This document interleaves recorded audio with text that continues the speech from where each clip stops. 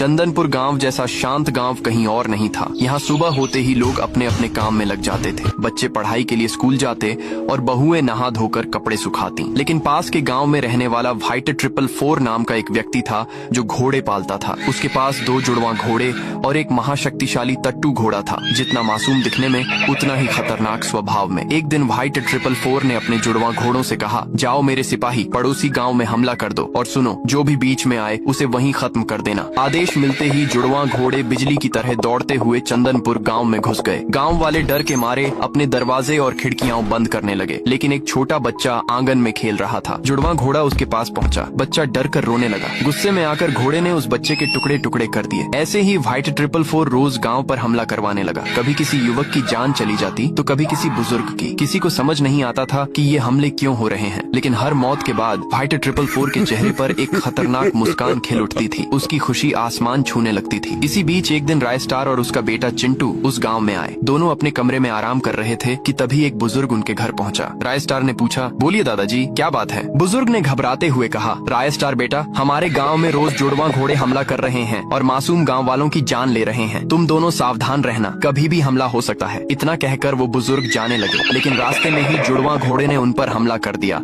और रायस्टार की आंखों के सामने ही उन्होंने दम तोड़ दिया। अगले दिन रायस्टार बाजार गया और वहाँ से एक बड़ा सा पिंजरा खरीद कर टेम्पो से गांव ले आया। उसने पिंजरे को रस्सी से आसमान में लटका दिया और उसके नीचे घास रख दी। फिर वह छिपकर इंतजार करने लगा। कुछ ही देर में जुड़वा घोड़े दौड़ते हुए गांव में घुसे। उन्होंने घास देखी और खाने लगे। तभी रायस्टार ने रस्सी काट दी और पिंजरा नीचे गिर गया। अब जुड़वा सिपाही रायस्टार के कब्जे में थे। लेकिन कहानी यहीं खत्म नहीं हुई, क्योंकि व्हाइट 444 के पास अब भी था महाशक्तिशाली तट्टू घोड़ा, जो बाकी सबसे ज्यादा खतरनाक और विनाशकारी था।